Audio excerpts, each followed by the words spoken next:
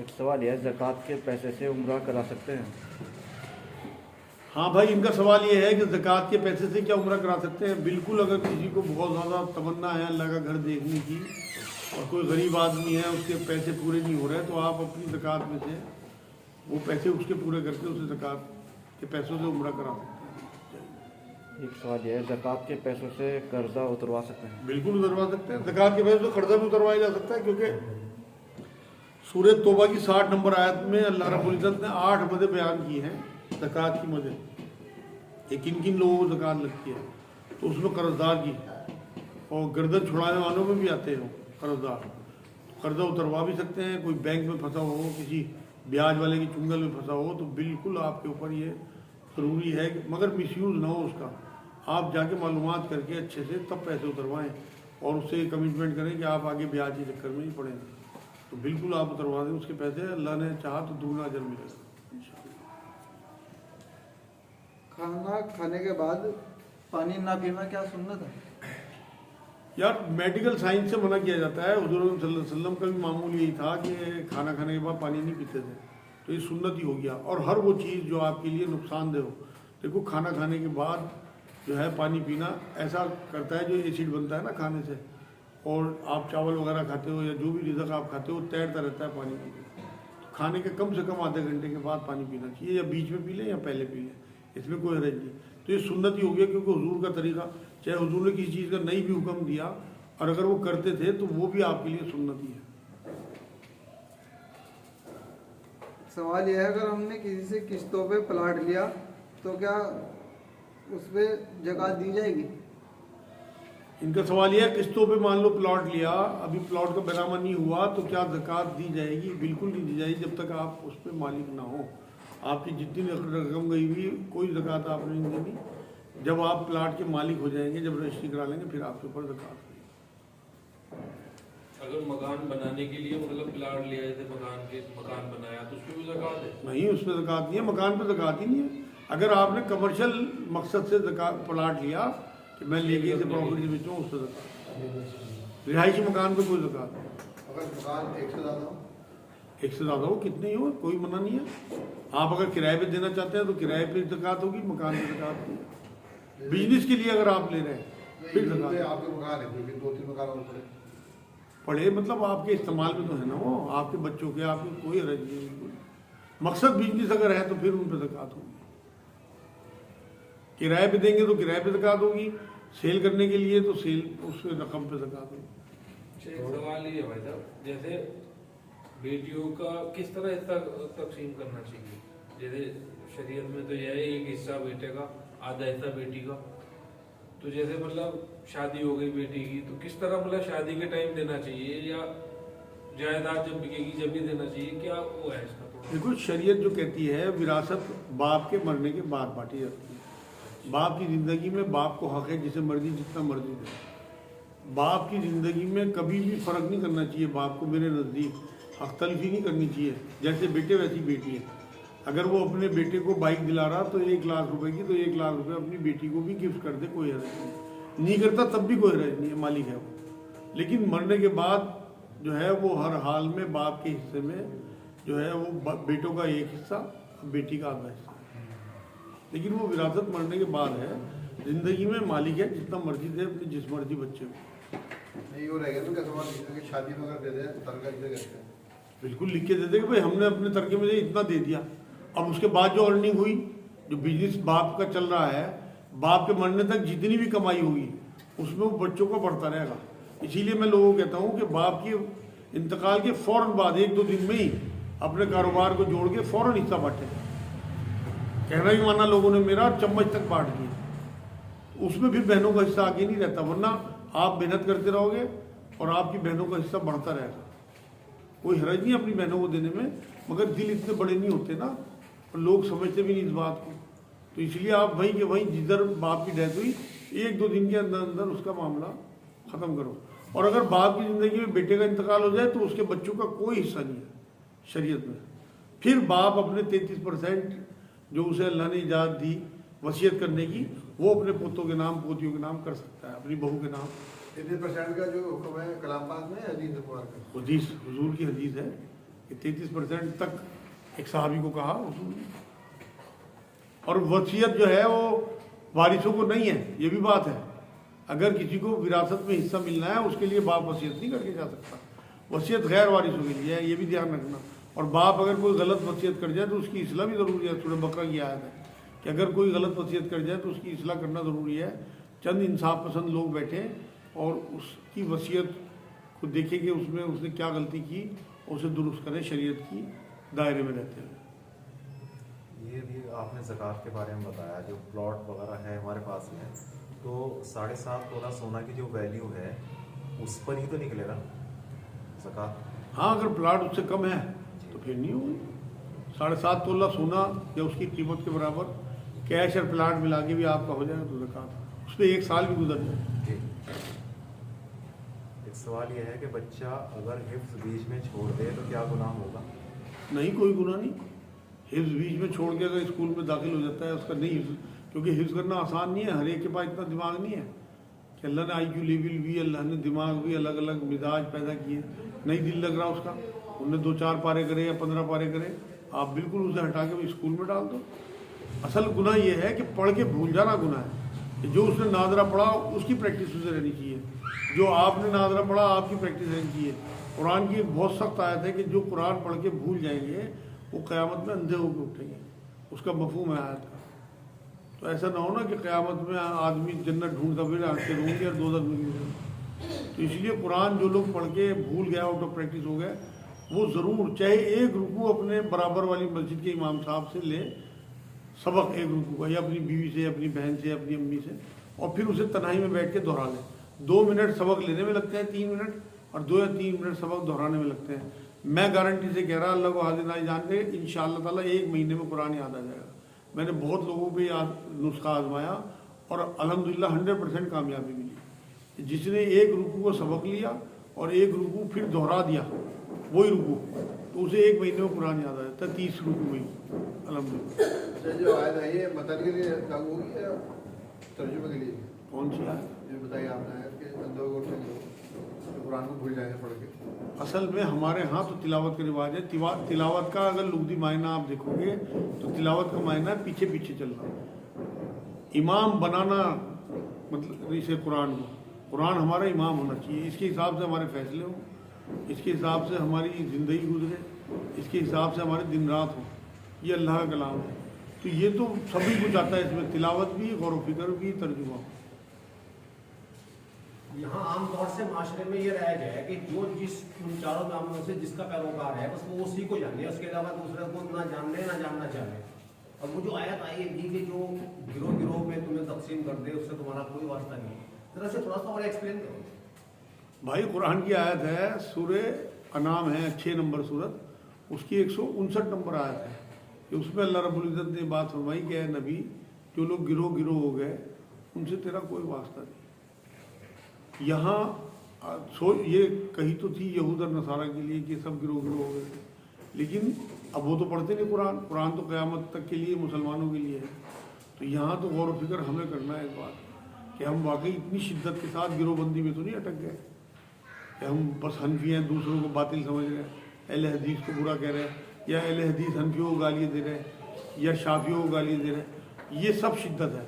अगर आप ये समझ रहे हैं कि मैं एक रास्ते पे चल के फला मिल जाएगी, मान लो कोई अंधा है, एक आंखों वाला है, पीछे 100 अंधे हैं, उसके कंधे पे हाथ रख के सारे 100 के 100 सड़क पार कर लेंगे। इमाम अबू हनीफा को अल्लाह ने आंखें दी, उनके पीछे पूरी फौज है अंधों की, पार करा देंगे। लेकिन ऐसा नहीं है कि एक आंखों वाले अबू हनीफा ही थे, इमाम शाफी भी आंखों वाले थे, इमाम शाफी के कंधे पे भी आप रख के पार कर सको। इमाम हम्बल भी आंखों वाले थे, जिन्हें अल्लाह ने बशारत दे दी, जिन्हें अल्लाह ने हिकमत दे दी, जिन्हें अल्लाह ने अकल दे दी, शरीयत की नॉलेज दे दी, वो सब हमारी आसानी के लिए काम करके गए। वो कभी नहीं कह के गए कि सिर्फ हमारी इत्तबा करना, वो ये कहते थे बल्कि उल्टा कि अगर कोई बात हमारी कुरान और हदीस से टकराए तो उसे दीवार पे दे के मारना। लेकिन ये फॉलोवर जो है ना इनके, ये अंधी तकलीद करते हैं, ये परेशान करते हैं लोग।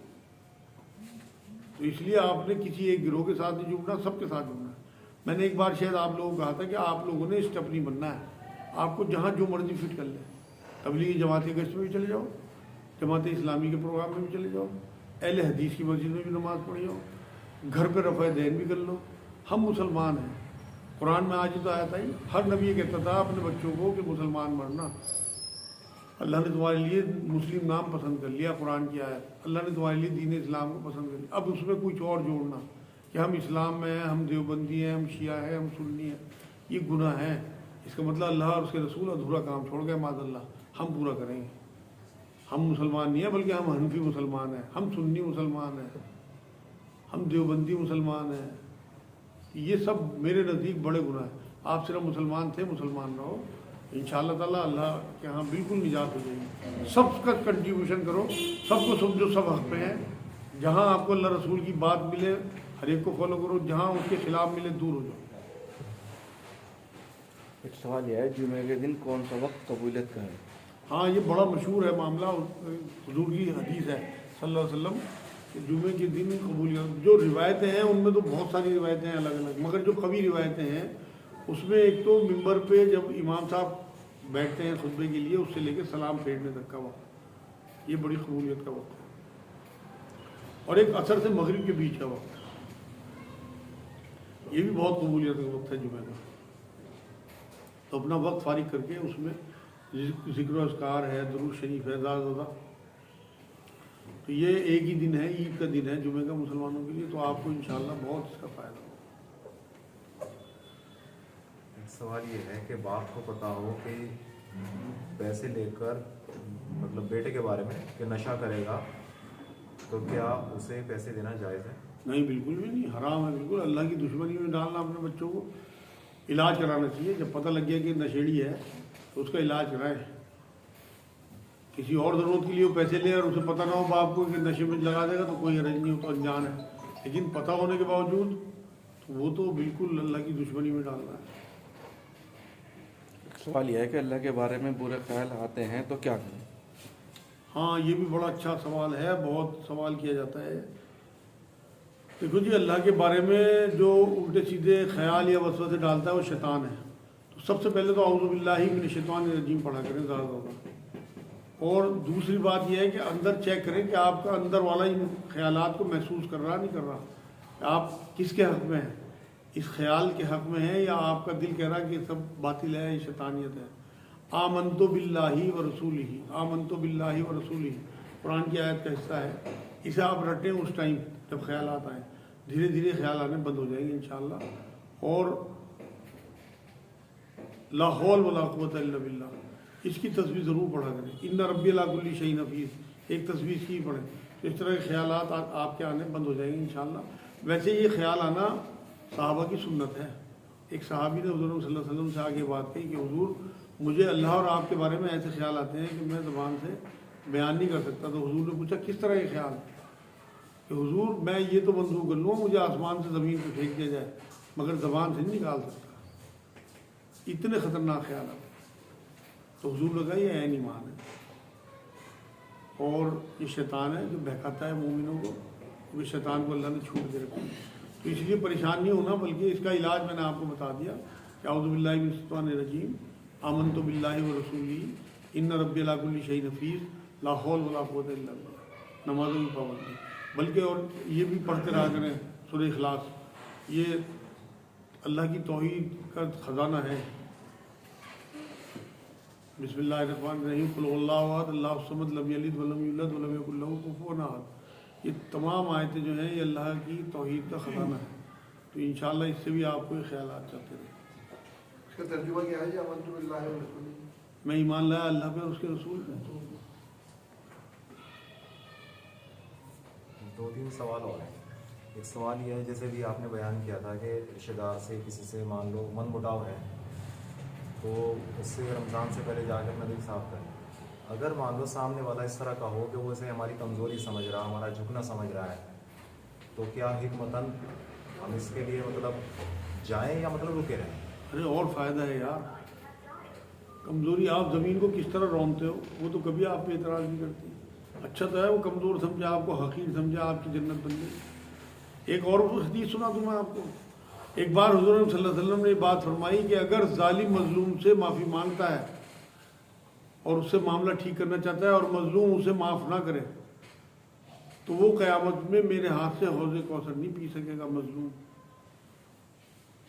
तो वो अगर आपको हकीर समझता है, झिड़की देता है, धक्के देता है, कमज़ोरी समझता है, तो आपके लिए और ज़्यादा फ़ायदा है। आपकी सारी दुश्मनी निकल गई फिर उससे।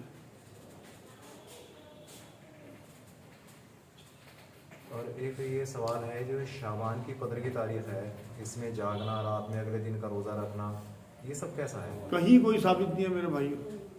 ये सब लोगों ने बिदअत इकट्ठी कर ली। हुजूर 13, 14, 15 का रोज़ा रखते थे 3 दिन का। उस नियत से अगर आप रखो तो रखो, बिदअत नहीं करनी है आपको। इस वजह से कि 15 शाबान का रोज़ा दुनिया रख रही, एक बिदअत शुरू हो गई, बिल्कुल नहीं। रात में जागना, सारी साल जागना चाहिए। जो अल्लाह वाले हो तो सारे साल जागते हैं। और एक बात और बताऊँ मैं, एक हदीस पाक ये है, हुजूर ने फरमाया कि जिसने ईशा की नमाज जमात से पढ़ी, मतलब 4 रकात उसे मिल गई, और फिर फजर की नमाज रकात उससे जमात से पढ़ी, तो उसे पूरी रात के जागने का सवाब मिल गया। उसका एहतमाम करो ना, पूरी रात जागने का सवाब मिल जाए इंशाअल्लाह। ये जो बैंक से भी आ जाए, अगर हम किसी गरीब को बगैर सवाबी नहीं से दे दें तो क्या ठीक है?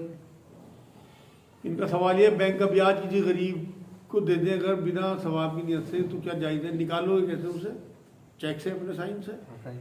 हुजूर की हदीस सुन लो। हुजूर ने एक बार ये बात फरमाई कि ब्याज लेने वाला, ब्याज देने वाला, ब्याज का गवाह, ब्याज का लिखने वाला, सब बराबर में। तो आप लिखने वालों में आ गए, तो आप गरीब का तो भला हो गया यहाँ दुनिया का चंद तकों से, और आपकी आखिरत दांव पे लग गई। हदीस सुनने सख्त, ब्याज के 70 से ज़्यादा दर्जे है। सबसे अदना दर्जा ऐसा है जैसे अपनी माँ के साथ जिना कर लिया। हमारी नीयत तो है नहीं इस्तेमाल करने की, वहीं छोड़ दो, बैंक में पड़े फालतू पड़े रहें। तो आप ठेकेदार थोड़ी हो, आपने तो अल्लाह उसके रसूल के ताबे रहना। कहने तो लोगों को कि तुम्हारे खिलाफ इस्तेमाल होगा, इसला ले लेंगे, वो असलाहे ले लेंगे, तुम्हारे खिलाफ बम बना देंगे। कहने करंट अकाउंट खोले, करंट अकाउंट खुले, अगर नहीं खुलते, मजबूरी है सेविंग की भी बहुत सारी जगह, तो सेविंग खुलवाएं, उसमें पड़े रहने दें, हिसाब रखें एक्यूरेट कि मेरा ब्याज का इतना पैसा इकट्ठा हो गया, जिसे मैंने अकाउंट बंद नहीं करना, बल्कि उसे उसी में छोड़ के अलग हो जाना है। 10-5 साल में नया अकाउंट खुलवा लिया, अगर उसे उसी में छोड़ के, वो अपना आप ब्लॉक हो जाएगा 1-2 साल बाद, जब आप उसे ऑपरेट नहीं करोगे। जैसे कि आईडी का अकाउंट होता है, तो उसमें जो कि रकम मिल जाती है 5 साल बाद या 3 साल बाद। तो जैसे हमने जमा करे ब्याज सहित, हमारा असली और ब्याज वो मिल जाता है, तो उसमें तो वो साइन तो हमारे हुए, असली के लिए भी हुए, और ब्याज भी एक साथ ही दे देंगे। देखो ऐसा है कि एक कुरान की आयत है, ला युकल्लिफुल्लाहु नफ्सन इल्ला वुसअहा। अल्लाह किसी पे उसकी हिम्मत से ज़्यादा बोझ नहीं डालता। जहाँ आप मजबूर हैं वहाँ आपकी पकड़ भी नहीं है।